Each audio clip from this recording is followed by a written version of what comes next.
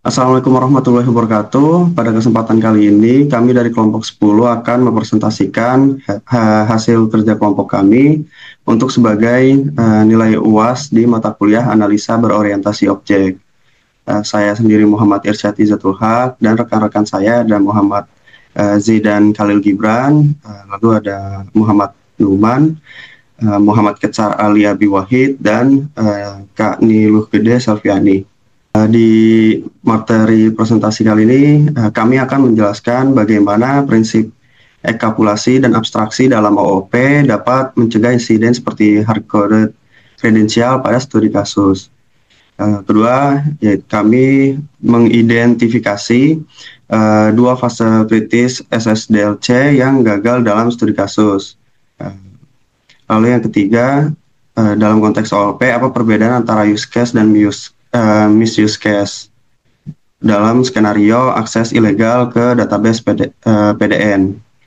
Lalu keempat, ada rancang kelas diagram sistem data management portal atau DMP dengan fitur class user, data encryption, access logger, dan backup system. Lalu kelima, ada buat sequence diagram alur pemulihan data pasca ransomware dengan melibatkan objek admin, incident response team, backup system, dan decryption tools. Pertama ada prinsip ekapulasi dan abstraksi dalam OOP untuk mencegah insiden hard-coded kredensial pada studi kasus. Di sini ekapulasi adalah salah satu konsep dalam pemrograman berorientasi objek yang membungkus data atau atribut dan media atau fungsi yang beroperasi pada data tersebut ke dalam satu unit tunggal yang dikenal sebagai kelas. Tujuannya untuk menjaga kerahasiaan data di dalam setiap kelas dan setiap kelas mendefinisikan aturan tentang data apa yang dapat diakses secara publik dan memodifikasi apa yang diizinkan. Mekanismenya adalah data hiding melalui penggunaan akses modifier seperti private. Ketika sebuah atribut dideklarasikan sebagai private, maka hanya dapat diakses dan dimodifikasi melalui metode publik. Dalam Java disebut getter dan setter. Yang disediakan dalam kelas yang sama, bukan secara langsung dari luar kelas. Dalam pencegahan hard-coded kredensial, menerapkan ekapulasi kredensial sensitif seperti kata sandi, kunci kriptografi atau token autentikasi dapat dideklarasikan sebagai atribut private di dalam sebuah kelas khusus. Sebagai contoh, credential manager atau configuration manager. Ini secara langsung mencegah kode eksternal mengakses atau memodifikasi kredensial tersebut secara sembarangan atau menanamkannya secara langsung di bagian lain dari kode aplikasi. Ekapulasi juga mendorong pemisahan tanggung jawab yang jelas. Kelas yang bertanggung jawab atas manajemen kredensial akan mengelola kredensial tersebut secara internal dan aman. Ini untuk mengurangi kemungkinan pengembang secara tidak sengaja menanamkan kredensial di bagian kode yang tidak aman atau tidak terenkripsi. Lalu selanjutnya, jika ekapulasi berprinsip pada penyembunyian detail implementasi dan pelindungan data, maka abstraksi melengkapinya dengan menyediakan antarmuka yang bersih untuk berinteraksi dengan fungsionalitas.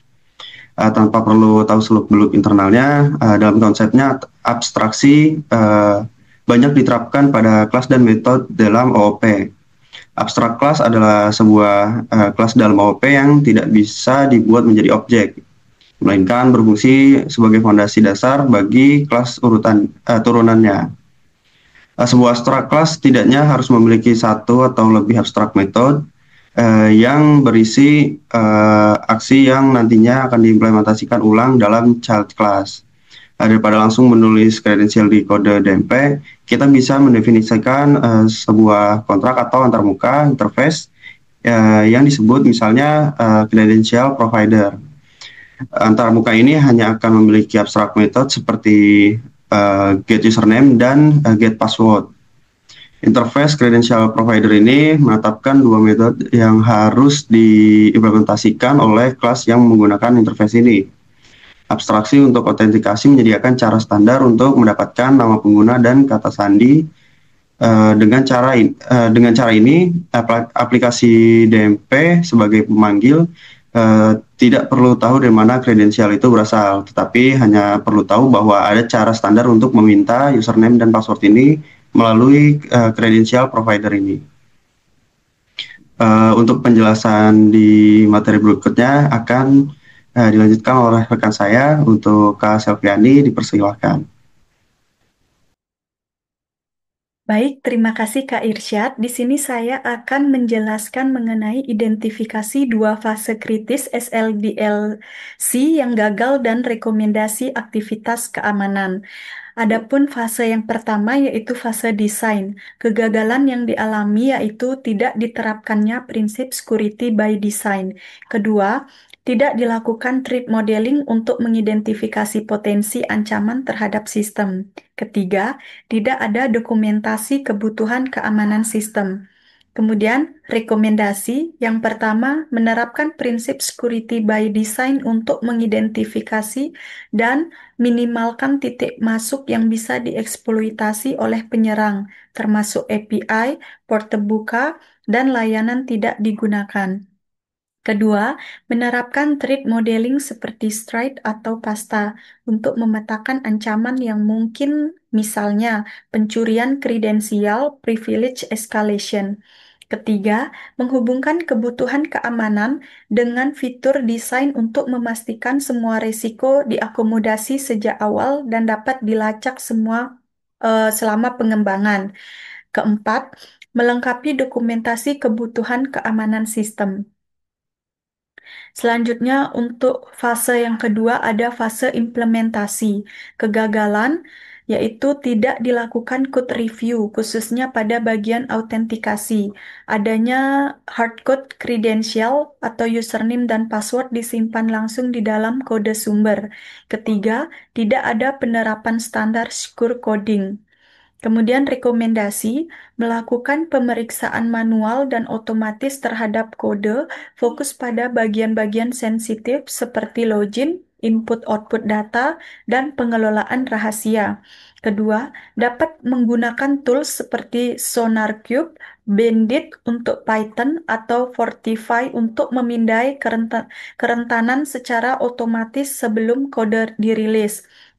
Kemudian yang terakhir ada menghindari menyimpan kredensial di kode, dapat memanfaatkan layanan seperti AWS, Script Manager, Vault by HashiCorp, atau sistem konfigurasi aman lainnya.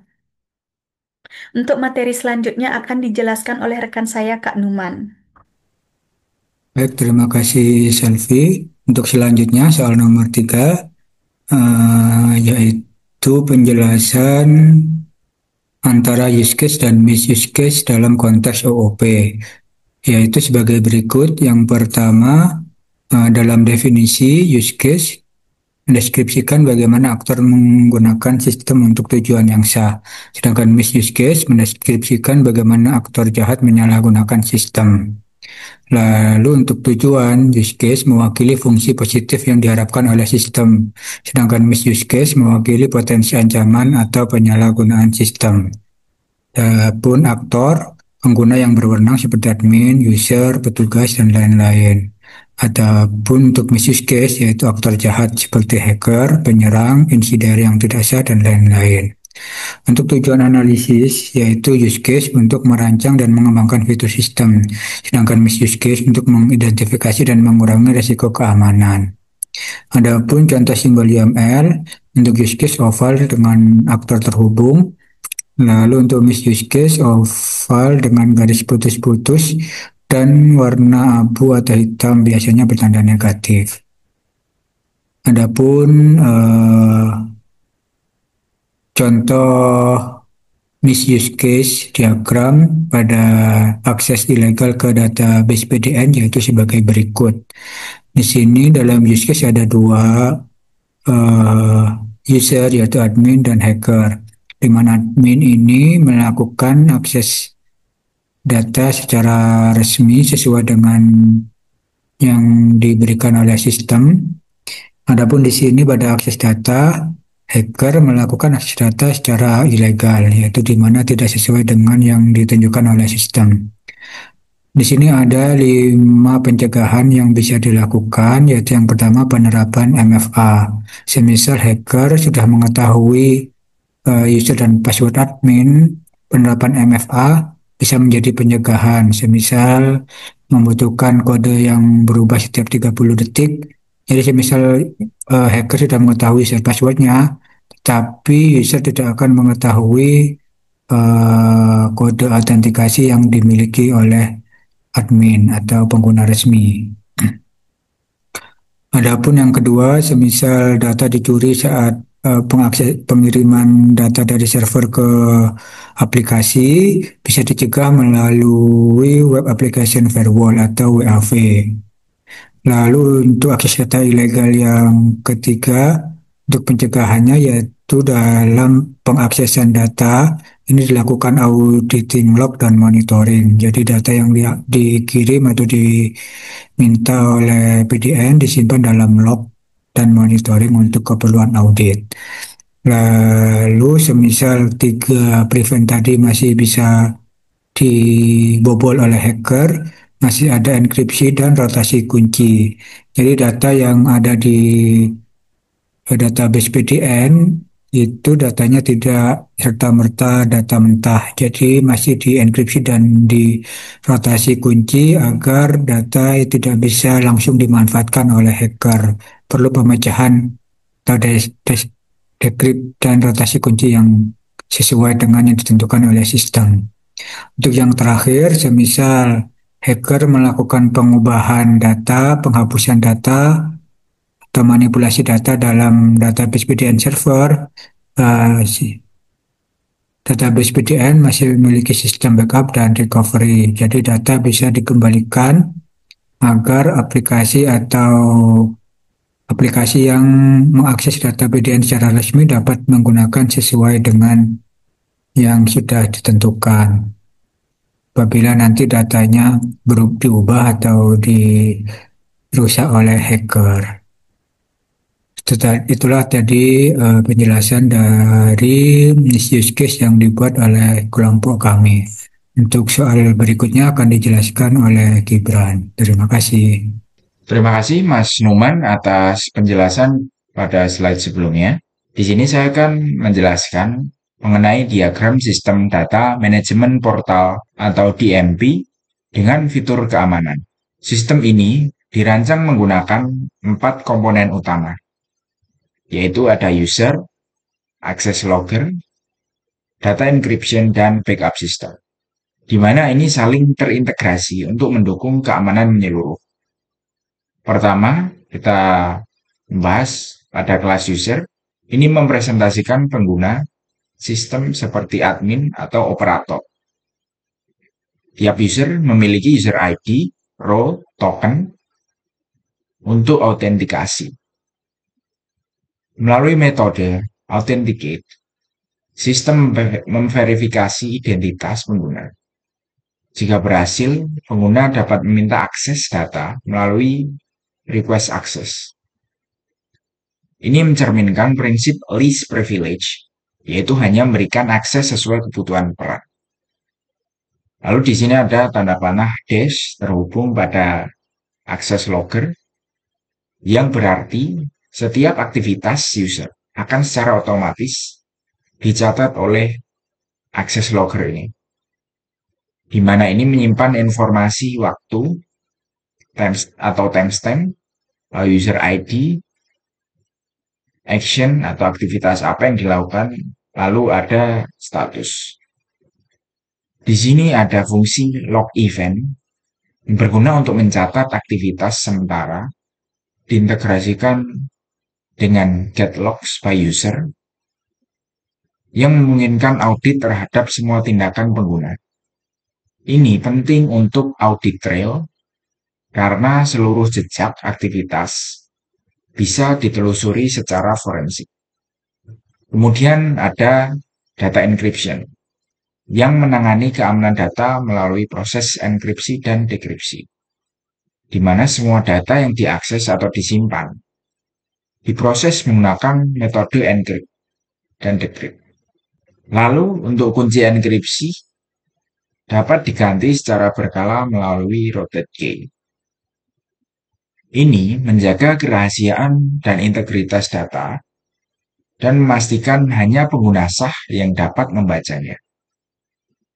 Selanjutnya, kita beralih ke backup system. Di sini backup system bertanggung jawab untuk pencadangan dan pemulihan data.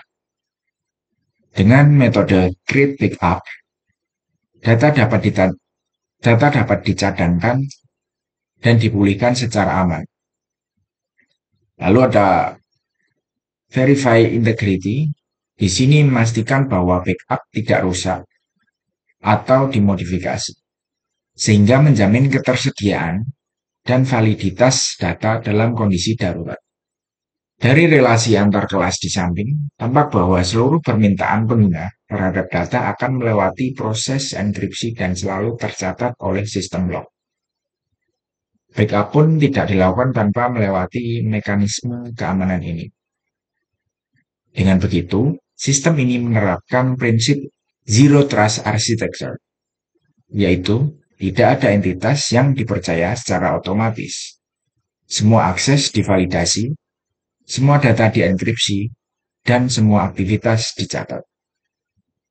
Untuk slide selanjutnya, nomor 5, akan dijelaskan oleh Mas Ketsan.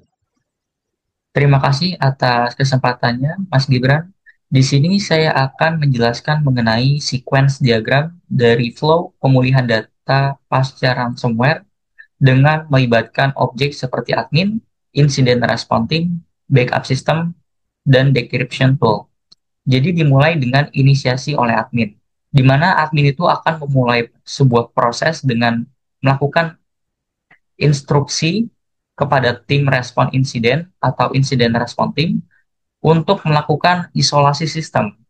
Itu dilakukan dengan melakukan calling method isolate system. Nanti setelah proses isolasi itu selesai, tim itu akan memberikan konfirmasi ke admin dengan message system isolated. Kemudian yang selanjutnya yaitu validasi backup. Jadi setelah sistem itu diamankan, incident response team itu akan berinteraksi dengan backup system untuk memvalidasi cadangan data menggunakan validate backup method. Backup system itu nanti akan merespon dengan status backup valid. Artinya bahwa backup itu sudah siap digunakan. Yang selanjutnya yaitu pemulihan data dari cadangan. Jadi, apabila backup itu valid, nanti incident response team akan meminta backup system untuk memulihkan data dengan restore backup method.